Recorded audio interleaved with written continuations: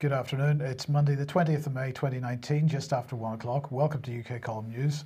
I'm your host, Mike Robinson. Joining me in the studio today, Patrick Henningsen from 21st Century Wire. Welcome to the programme, Patrick. Great to be with you, Mike.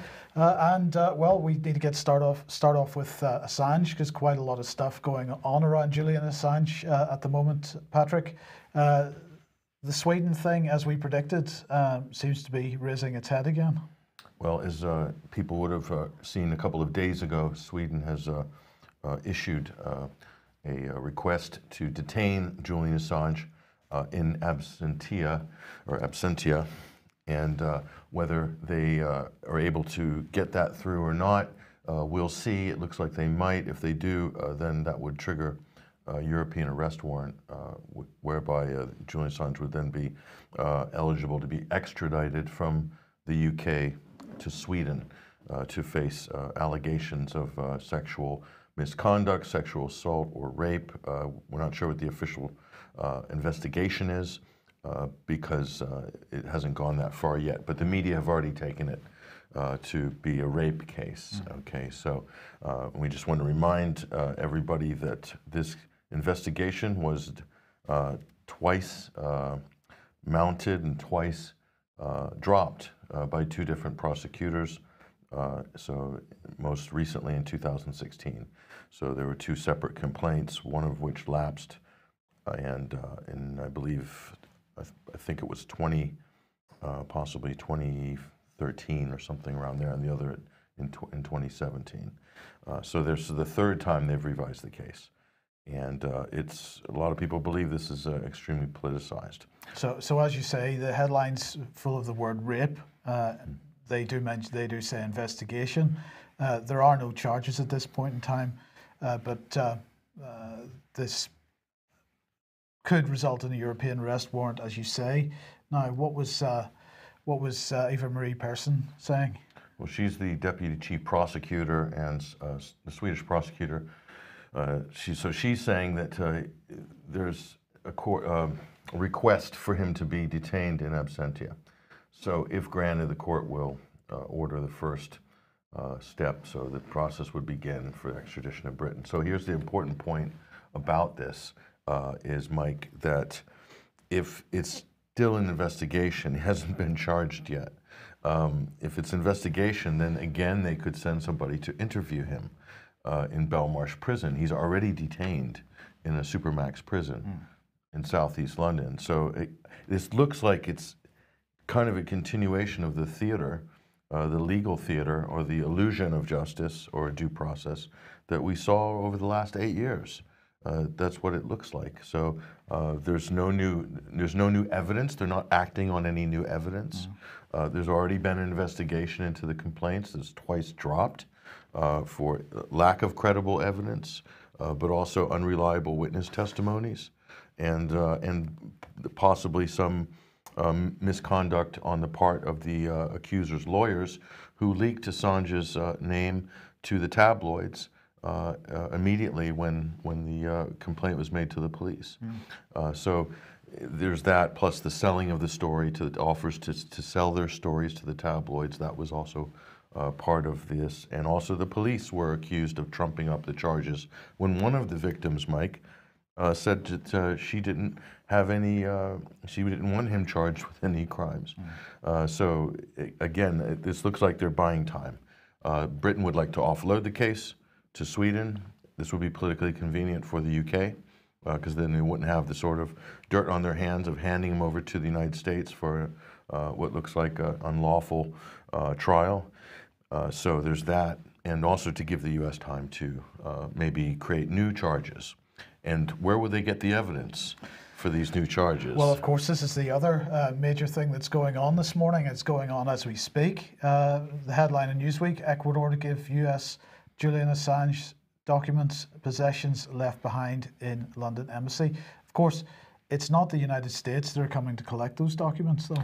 No, these are, right now as we speak, there's a whole press corps outside of the Ecuadorian embassy in Belgravia, and they're waiting. What they're waiting for, Mike, are officials from Quito, from Ecuador, who are going to come and take Julian Assange's laptops, cell phones, memory sticks, including 2 manuscripts That's believed to be possibly his memoirs or a book he was working on, plus his medical records, and then they would hand those over to the United States to do as they wish, basically. And the U.S. is basically using Ecuador to sort of do the deed, and then they're going to hand over these to the United States authorities, and then the U.S. can use those and see if they can extrapolate some evidence out of Assange's possessions in order to charge him with more crimes.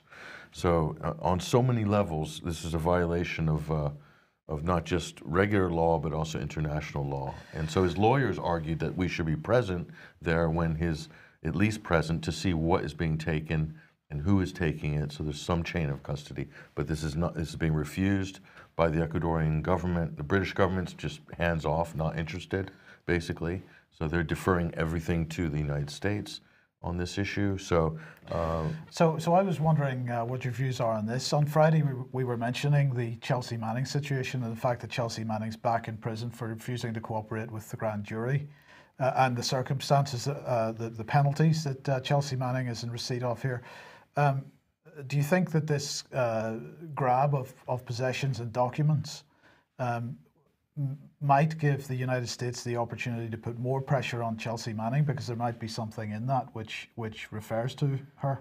Absolutely, absolutely. So maybe this is another reason why this sort of game, cat and mouse game, is being played. As you reported on Friday, Mike, Manning has been detained again under another subpoena from the secret grand jury in Eastern Virginia. And I think you're right to suspect that they're possibly buying time and have a look at Assange's possessions to see if they could maybe fabricate additional charges, either against Manning, Assange, or both. But what they're trying to sell in the U.S. court is a conspiracy charge, conspiracy to commit or invade a computer to take classified information or something along those lines. So it's spurious at best. It's spurious at best. And so I think that's actually what's happening, Mike. I think they're really trying to fabricate a case here. So, well, if Julian Assange is possibly to be extradited to Sweden, well, I just want to mention, since we're talking about extradition, David Noakes and Lynn Thayer, who of course continue to be persecuted over their attempts to help people with cancer using GCMAF. Now, David Noakes and Lynn Thayer were at the recent AV10 conference, and they spoke at that, and Ian Crane has decided to break with the usual tradition and to release David's presentation immediately. So that is available on Ian R. Crane's YouTube channel. We would like people to share that as widely as possible, if you could, because Lynn Thayer is due to be extradited to France this coming Wednesday. So there's a certain amount of urgency about this. We want to raise the profile of this case and the situation with Lynn Thayer. And just remember that, of course, she was not prosecuted in this country for any criminal offence with respect to GCMAF because there was no evidence against her, and so they couldn't bring a prosecution.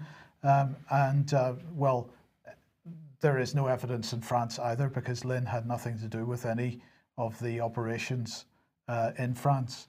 And so why have they issued an arrest warrant? Well, apparently she owns property in France, and that therefore perhaps means that her activities fall under the jurisdiction of France. I think there's plenty to dispute that situation. There's a lot to dispute about the European arrest warrant itself. As I say, she's going to be extradited on Wednesday, so this story needs to get much wider coverage as well. So please support that if you possibly can. Now, Patrick, let's move on to Iran, and the SABRE rattling continues. Sure, it does. And if you were watching social media feeds this morning, you might have seen this tweet.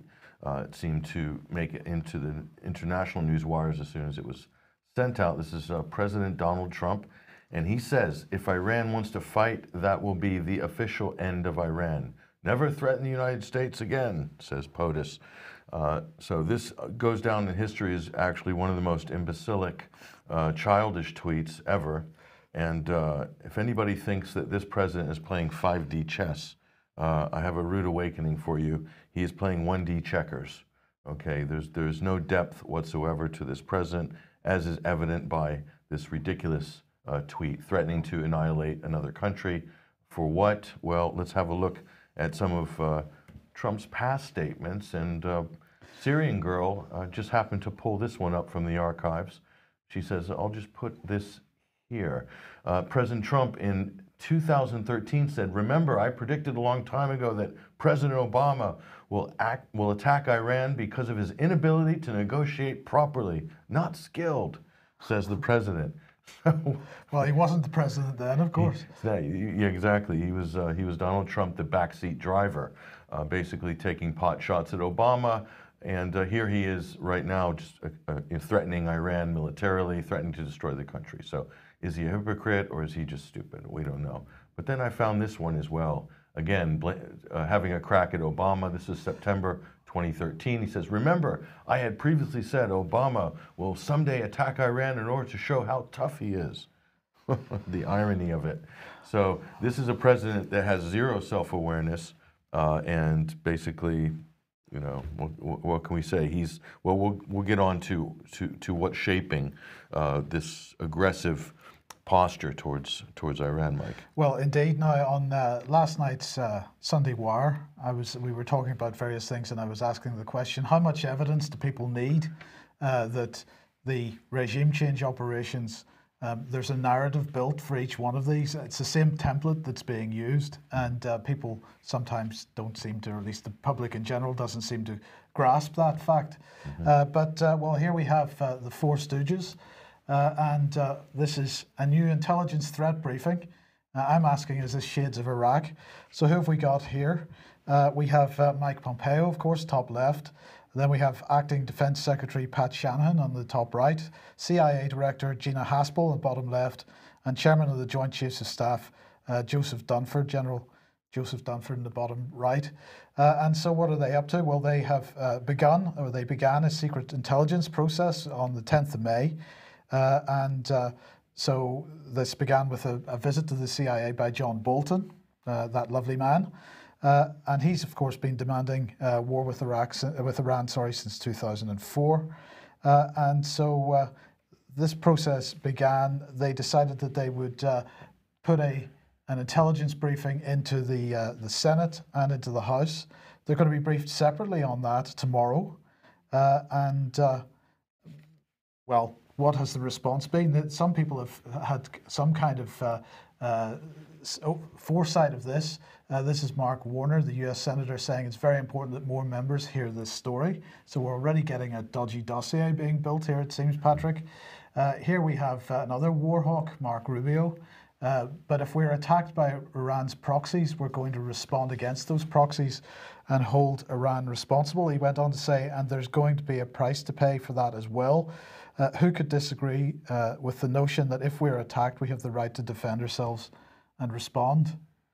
So that's an important part of the narrative. You talked about a template, Mike. Here, what Rubio is showing here is that if we're attacked by any of Iran's proxies, that could be anybody that they deem to be a proxy or have any support from Iran at all. And could that include Syria, for example? It could include Lebanon, Syria, Hezbollah, Iraq, factions within Iraq like the Hashd al-Shabi, Yemen, the Houthis, the Bahraini opposition, the Shiite opposition in Saudi Arabia, the suppressed opposition.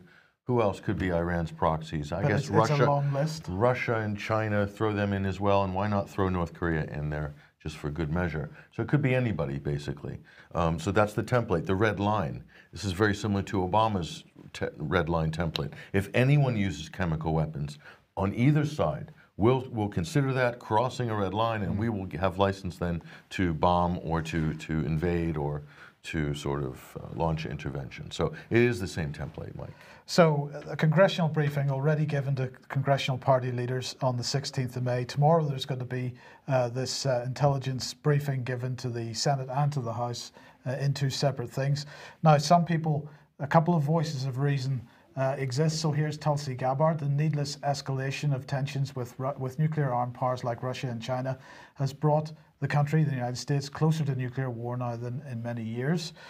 So she was on Face the Nation yesterday, And she said that if she's of course on the presidential campaign, or at least the primary campaign as a Democratic presidential candidate, she said that she would de-escalate those tensions to seek cooperation rather than conflict with other great powers. So she's obviously raising the issue that, of course, if you attack Iran in this way, it's not going to end there. Well, Rand Paul had this to say. He said, I think the most important thing is to put the administration on notice that they do not have congressional permission to go to war with Iran. He said that John Bolton, he was putting his criticism directly at the feet of John Bolton. He said he's a malignant influence on the administration. He said that my concern is that there are people that will overreact to this intelligence and somehow get involved in a military conflict from which there is no turning back. The question is, that's being done in reaction to our increased presence there and our naming of all the Revolutionary Guards as terrorists. Is this a reaction to our policy, or is it simply an aggressive policy saying we're going to start a war? Iran knows you don't start a war with the United States, so he's being quite clear that Iran is not stupid. They're not going to start a war with the US under any circumstances. So if we end up in that position, then he's asking who's actually behind it. Well, perhaps this gives us a clue. Who is behind it? Who is behind it? So this is an article that was written by Gareth Porter, and this was released a couple of days ago. We actually republished part of this at 21stcenturywide.com. I encourage people to go read this. It's very telling, this article. John Bolton's nefarious plot for war with Iran. And what this reveals is that the so-called intelligence, Mike, that you're talking about, what's actually informing that intelligence briefing, that's an oxymoron, of course. Yes. Washington and intelligence, especially Mike Pompeo and intelligence, is certainly an oxymoron. But who's informing it? Senior Israeli national security officials played a key role in creating the alleged intelligence which provided the rationale for people like Mike Pompeo and so forth. And in fact, a statement by Pompeo, Mike, in February, they were addressing the issue of mortars hitting the U.S. Embassy in Baghdad, and were basically blaming this on Iranian proxies. Okay, not Al-Qaeda, not various Al-Qaeda affiliates, not ISIS, but Iranian proxies. So who are they referring to when they say Iranian proxies? They're talking about the Hashid, the Hashd al-Shabi. That's the national militia in Iraq. Okay, they're integrated with the Iraqi armed forces. That's by government decree. So what exactly is our Secretary of State talking about? He's talking nonsense. What he's doing and what Marco Rubio and others are doing is trying to use anything, any explosion anywhere as some sort of a pretext to blame Iran, therefore trigger a war that wouldn't have been there otherwise, okay? And their so-called intelligence is coming from the senior levels of the Israeli security apparatus, okay? And it's no secret that this president, more than any other U.S. president, has a bat phone line to Tel Aviv, okay? He, every single bit of his worldview and reality is already pre-digested and emasticated in Tel Aviv, and then is handed on a silver salva to POTUS, which he dutifully repeats. It's either coming from Tel Aviv or from somewhere else in his administration. So that's the problem we have. It's a very dangerous situation that to have a foreign country like Israel dictating U.S. foreign policy. But that's exactly where we're at right now. Right, well, let's head over to Ukraine then. And, well, good news, or is it? I'm not entirely sure just yet, but Vladimir Zelensky has been sworn in today as president of Ukraine. He pledged to defend the sovereignty and independence of Ukraine with all his deeds and to take care of the welfare of the fatherland and the welfare of the Ukrainian people, and to defend the rights and freedoms of citizens, to observe the Constitution of Ukraine and the laws of Ukraine. So that's all fantastic stuff. I understand one of his first acts was to call for the dissolution of the Ukrainian parliament. Well, we watch with interest what, I mean, obviously he hasn't even sat down in the chair yet, so we don't know what he's going to do exactly, but we're going to watch this with interest over the next few days. It's a very stressful job, by the way. Go back to that image, Mike, and you can see he's already, just in a few weeks, put on about 10 years. He's looking more like President Poroshenko with every passing day. So this is an extremely stressful job anytime you're in politics, of course. Yep. Of course, Donald Trump doesn't look like he's aged a day since he got in, so maybe he's not doing, well, you know, he's not under great stress, who knows. Plastic and fillers can cover up all kinds of And evils. makeup, Yes. Yes, okay, well, Brexit, of course, continues, and we're starting to head in towards another round of Brexit nonsense in the press. So today, Theresa May rolled out Matt Hancock to do her dirty work for her because she's not able to do it for herself. So there's going to be a vote on the withdrawal agreement bill, another one, the fourth vote on this coming up in the next couple of weeks. Matt Hancock said, if you want to leave the European Union and deliver on the result of the referendum, no matter the details you want to see in the terms of the future relationship, you need to vote for legislation and then have the debate in committee stages later on exactly what the details are. So you've got to buy into the thing before you know what you're buying into. That's the message strongly from Matt Hancock. So MPs should back this no matter what the details might be in the future. Don't worry about it at all. He said, no doubt there will be votes on really big issues on whether you have to have a people's voice or not, or people's vote, sorry, or not, or whether to have a customs union, both of which he's against. So that's fantastic stuff. Well, the Telegraph pushed this out this morning under the headline, Theresa May's bold Brexit offer is just a retread of old ideas, leak document suggests. So the Telegraph claiming to have received a leaked copy of the new deal that she's going to put on the table, because apparently for this fourth vote, it's going to be brand new with a completely different way of going about it. It's not going to be the same at all, is what they're trying to convince everybody of. Nobody quite falling for it just yet. And in fact, David Davis not falling for it because his response is he's going to vote against the fourth meaningful vote. Of course, he's a member of the ERG, but of course he knows a lot about EU Defence Union as well, so just keep that in mind as well. But we have an exclusive, Patrick. We have an exclusive because apparently political parties influence elections. Wow. Wow. Did you know that? That is a pretty shocking development, actually. I'm wondering who unearthed this revelation, Mike. Well, it's apparently Gordon Brown. So he's giving a speech in Glasgow today, and he's saying this: democracy is fatally undermined if unexplained, unreported, and thus undeclared campaign finance is being used to influence the very elections at the heart of our democratic system. So what's he worried about?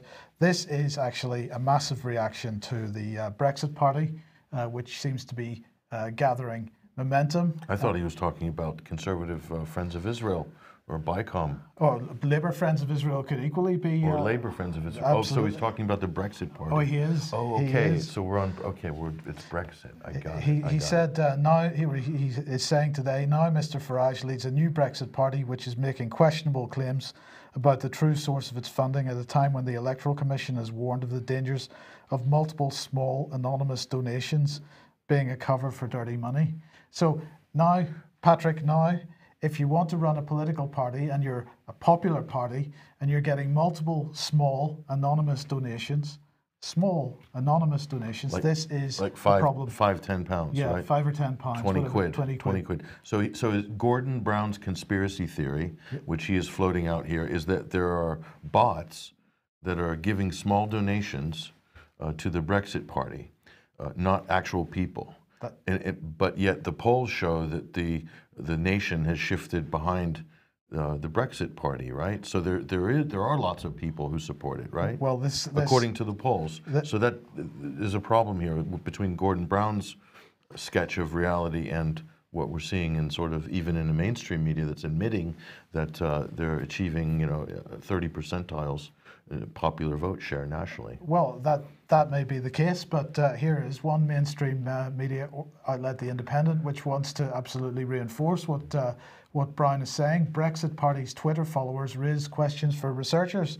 So what these guys are saying is that basically, if you look at the type of followers that the Brexit Party has, that some of these followers are pretty prolific. They're claiming that some of these accounts are pushing out 250 tweets a day. Including retweets. They always include retweets in the stats, Mike. Absolutely. How long does it take to retweet? Millisecond, right? I know people that tweet 200 times a day, actually. Quite a few real people. Well, so it's not like it doesn't happen, basically. Well, exactly, but anyway, they're claiming that the Brexit Party's followers are bots, it seems. And of course, towards the end of this short little article, the R word is used. Oh, the Russians. Russia. The Russians, that's what's behind it. So that's what's behind it. So there you go. Yes. I suspect that that's what's behind Gordon Brown and this. We're starting to have a narrative being built that the Brexit Party is being supported by the Russians, and should the result of the European elections at the end of this week, which of course are being thought of by many people as a proxy second referendum, should that go to an even harder Brexit position, then the narrative is almost already there to explain it. It has to be the Russians. Absolutely. It can't be the British people who voted. It has to be the Russians, right? Has to be. People don't veer from the two-party system. They never, it's impossible. It's Boris and Natasha. Must be. Boris and Natasha. We'll be coming on to the Russians a bit later again, I think. But okay, now, last week we mentioned this, that we've been talking about the Sahel region in Africa for quite a few weeks now, since the Munich Defence Conference, whenever Ursula von der Leyen and Tony Blair were both basically reading from the same script, telling us how important the Sahel group of countries is for the EU. Well, a couple of days ago, Jonathan Allen, who is the Deputy Permanent Representative to the United Nations for the United Kingdom, was speaking at the UN, and indeed he was talking about the Sahel countries absolutely very keen to get behind the EU on this. This is what he said: continuing the close cooperation with the EU is a vital step in aiding operational efforts. And what's he talking about? Well, it's Defence Union, of course. They've contributed. So the UK, he said, has contributed to the European Union's package of support and provided further bilateral contributions, for which the joint force alone totals around $20 million. That's set against a far bigger contribution for the Sahel as a whole, and not to be outdone by some permanent representative to the United Nations. The Foreign Secretary himself was in Ghana, in fact, to make an agreement there. This is part of a one-week working tour. So this is the Right Honourable Jeremy Hunt, third from the left there. He said that really UK's investment in Ghana, about £3.4 billion, yes, and he's called for more collaboration and support on security, especially issues of border security, crime and cybersecurity. So we are heading in there not to solve any issues of poverty or development, which perhaps China and the Belt and Road are doing, but we're there to make sure that these countries have proper border security and so on. We can't secure our own borders, but we're going to secure theirs for them. Using electronic technology that we'll hopefully sell to them, right? Well, yes, but that's absolutely true. But the key point here is that all of a sudden, in the last 6 months, the Sahel group of countries has become a major area of interest for the EU, for Britain, but mainly because of the EU. And why is that? Because this is not an area that NATO is traditionally active in, and therefore the EU needs a unified defence in order to meet that problem. And untapped resources, Mike. Untapped resources in the Sahel region. And coincidentally, and we remind people that this is one of the band of countries that China is heavily invested in. Right. And China is also looking at the Sahel countries as a potential breadbasket for a growing Chinese socioeconomic powerhouse over the next 2 decades. So is it possible, Mike, that we might see a conflict there between the EU unified defense forces and possibly China? I think it's increasingly looking that way. Or NATO from Europe's side? It won't be NATO, because Europe has made it clear this is not an area for NATO. This is for them. So this is okay. So that'll be the first big foray, I think, for the EU defense union. Absolutely. So absolutely. Now we've been talking for quite some time about the silence, the public silence from UK parliamentarians on the issue of European Defence Union, but they haven't been entirely silent in Parliament itself. Although they're not talking about this publicly, they have asked some written questions. And so David Scott has collated some of these, written an article around it. It's a fantastic article, and we would like to ask you to promote this article as much as possible. The feedback on the UK Column forums has been extremely positive. So the article is called European Defence Union Parliamentary Written Questions. Have a read at it. David lists the questions that have been asked, the responses that have been given, and then he gives a little bit of analysis from the government responses to that. Please send that around if you possibly can. Now let's move on to Syria and the delightful, the lovely Karen Pierce. Such a fetching hand-painted jacket there. Is that a Deutsche Gabbana? I couldn't comment, but she was speaking in the United Nations Security Council as usual on Friday, and well, she said this, as we've heard, the regime, that's the Syrian regime, the Syrian government, in other words, offensive in northwest Syria has left 180,000 people displaced since the 28th of April alone, and many killed and wounded. Since that date, at least 18 health facilities, including 9 primary healthcare centres, 9 hospitals and 17 schools have been hit by airstrikes. That's a clear violation of SCR 2286 and international humanitarian law. I just want to pause, Mike. Where is she getting the information about all these hospitals and health centers being supposedly targeted by the evil Assad regime and the evil Russians? Well, I'm sure it's all coming from the White Helmets. From the White Helmets, the Syrian Network for Human Rights, the Syrian Observatory for Human Rights, and the rebels, which ostensibly are Al-Qaeda in Syria. So these are the sources that the British officials are getting their data from, Mike. Is that biased? Is that reliable? Is it factual? Have any of these UN spokespeople ever lied publicly from their position in the last couple of years? Many times, in fact. So I think this is just another one of those, Mike. Well, she went on to say, Mr. President, Russia has claimed that its so-called retaliatory strikes in support of the regime were surgical, I quote, surgical in their precision. Mr. President, I hope I do not need medical treatment in Moscow if surgical accuracy means what we've seen on the ground in Idlib. And she whispered, most of the media didn't catch this, but I caught it. She whispered, shh, don't mention Mosul or Raqqa. Because the hypocrisy, Patrick, is absolutely spectacular. If you consider the so-called surgical strikes in Mosul or Raqqa that were there to clear out ISIS, allegedly, because many civilians were killed and injured with British-backed, US-backed operations to clear out ISIS in those two places. Thousands and thousands of civilians, in fact. And I might add that the United States was intentionally downplaying civilian casualties for years, and some of this was recently sort of unearthed by a number of independent organizations, including Air Wars, but this was also serialized. Even Amnesty International had to call it out. It was so obvious, Mike. You know, it is staggering, and we did suggest that this would probably be the case a couple of weeks ago, Patrick, but the same old narratives that we heard from Aleppo coming out again, health facilities, schools hit by airstrikes. Undoubtedly, in the not too distant future, we're going to hear something about chemical weapons. Chemical weapons, wow. There's a subject that came up this week. The OPCW, the Organization for the Prohibition of Chemical Weapons, based in The Hague, Netherlands. Well, they were in the news this week, Mike. Well, some of the news, but not all of the news. There was a leak of sorts, and this leak was a part of the report, the final fact-finding mission report. It seemed to have belonged in that report, but somehow didn't make it into the official report. However, it did make it into the hands of the Working Group on Syria, Media, and Propaganda.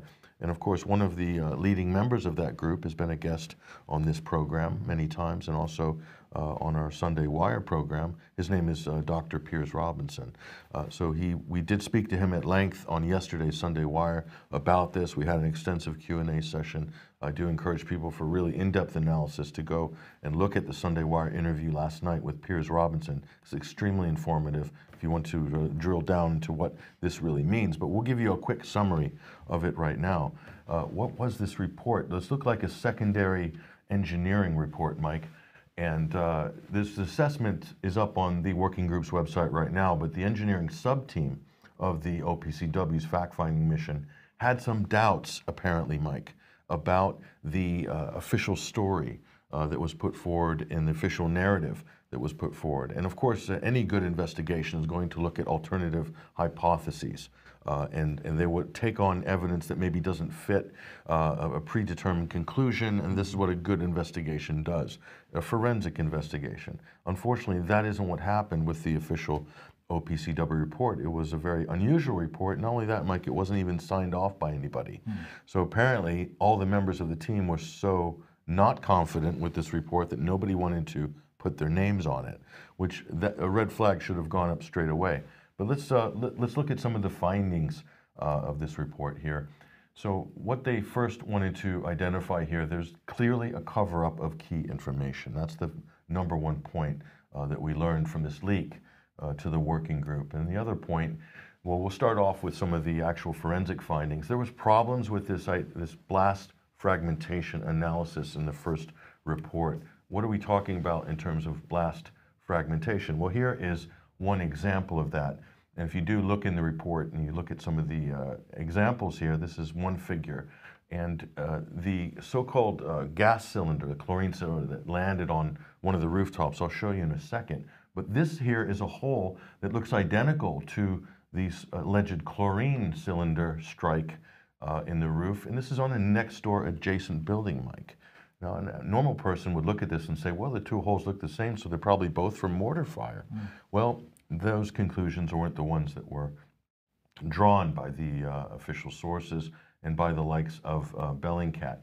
So here is the other bit here, the magic cylinders. Now, we covered the magic cylinders. Let's look at both of these magic cylinders. Well, here's the first one that landed on a bed somehow in relatively mint condition. Was supposed to have crashed through the roof, but yet its tail fins are in perfect condition, and the bed's not in bad condition, considering this massive steel cylinder fell from many hundreds of meters, supposedly from a helicopter. Anyway, it's hard to believe that this fell on the floor and then jumped up and traveled sideways and landed on the bed, just like a randy yellow cylinder.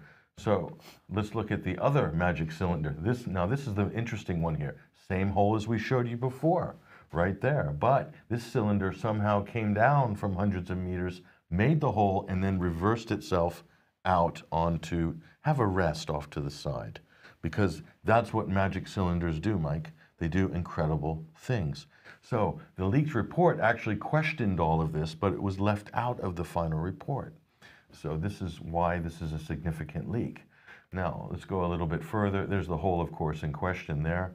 I mean, this is unbelievable stuff. Who would believe that the official story, that somehow this is one of the gas cylinders hit there, reversed out, and then unloaded its gas payload, which traveled three stories down to the basement, where it immediately killed 43 people that had locked themselves into a room, even though they weren't exposed initially to any chemical substances. So, and mind you, there's no sarin found on site.